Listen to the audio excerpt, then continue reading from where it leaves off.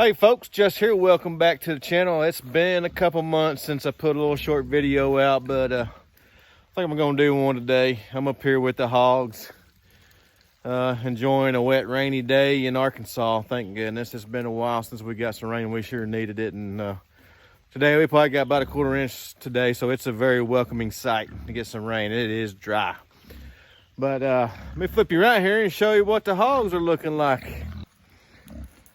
There you go, folks. 1, 2, 3, 4. 4 gilts.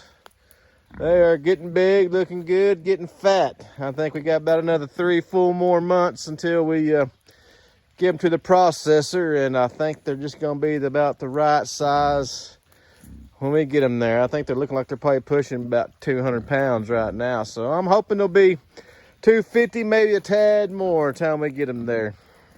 Yeah, so really I just come up today to move the hogs back to the paddock they were on the first 30 days when I threw them in here. Like I said, I don't know if you watched some of my earlier videos about the hogs, but I fenced off an acre paddock in the woods, and I split that in half. So I got 2 half-acre paddocks fenced off with hot wire. And about every 30, 40 days, I swap them back and forth to paddocks. I give the paddock about 30, 40 days of rest, just to break that parasite cycle and give the ground a little bit of rest. But really, for hogs, they don't do too bad. They don't tear up the ground too really that terrible. So I'm just coming up here today to put the gate back up and drop the wire and let them back in that first half paddock I had them in at the beginning. So let's get that knocked out real quick. Well, folks, you ever try to do anything with pigs around? It's almost impossible. They're always up in your business. So I had to get some food bows and make them think I put some food in to get out of my way. Get them back here up where I usually feed them at, so I can put that gate back up. Here they come. They follow you around like dogs. Come on, pigs. Let's go. Get out of my way. Get up here. Big goofy pigs.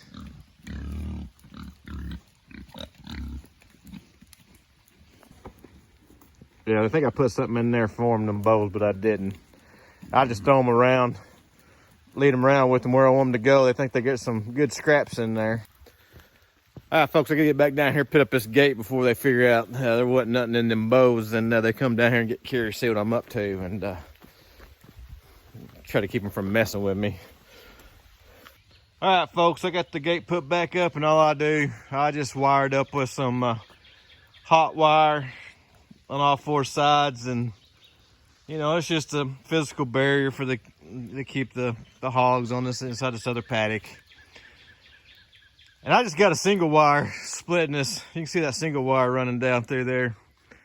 That's just to separate to half this acre paddock in 2 halves. And then if they decide to jump over that little wire, it don't bother me none. But all I got left to do is now, if you can see that little yellow poly wire there, I gotta take that down so I can let them over in this other paddock, and that's just what I use as a, you know, just an alleyway to get them to the other paddock. So I'll take that down real quick, and that paddock will be ready for them.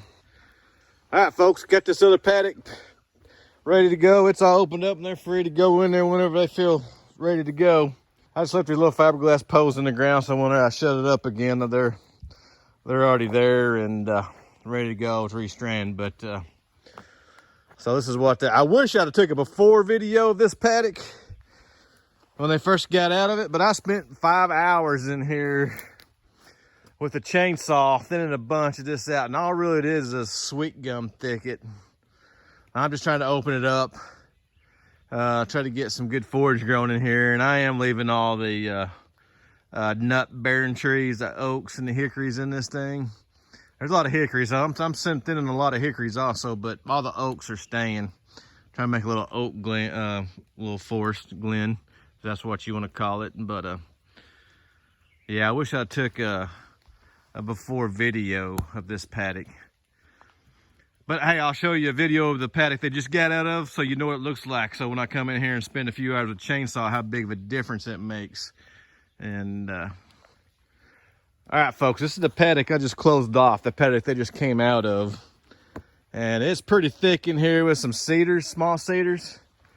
And I'm gonna come in here And I usually, like I did on the last paddock, I don't spend no more than 5 hours in here with the chainsaw. And you can do a lot of work in 5 hours with chainsaw.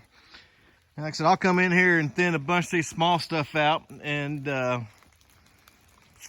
take some of these small cedars out, open it up a little bit, and in 5 hours, I have a lot of this stuff out of here and burnt up already. I'll start a little fire and burn it as I go so I don't leave trash everywhere.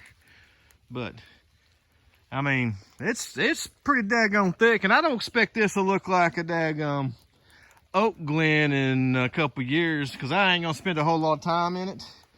Every time I move them around, I'm gonna spend about 5 hours from about 7 to noon before it gets really super hot, and run chainsaw and just do a little work in here, and whatever I get done is what I get done. And if it takes me 10 years to get it where I get it, it takes me 10 years to get it where I want to get it. But there you go, before video of the paddock, and I'll shoot another video after I get done to show you how much I got done in 5 hours. All right, folks, well, that's about it I'm gonna do today, which, like I said, sometimes there's just not a whole lot to do on days like today, rainy, wet days. And honestly, there's not a whole lot to do with pigs. You just feed them, make sure they got water, and move them every once in a while if that's what you do. If you got them on some kind of rotation, some folks don't. Some people just leave them in a pen. So all you gotta do is feed them, make sure they got water.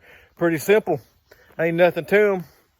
So that's what I got done for today, and that's all I got for you. And I guess I'll flip you around one more time and show my hogs off to you and let you look at them right before we go again. And we'll get whack with you when we start thinning that paddock out and get her cleaned up a little bit. So here's one look at my good looking pigs before we call it a day. Now this little gilt, she's super friendly. She lets me pet her. She's a good little pig. Come here, piggy. But, well, she usually does. Not today, I guess she ain't. Guess she don't want her ears scratched. Oh goodness, they're always, what do you say, piggies?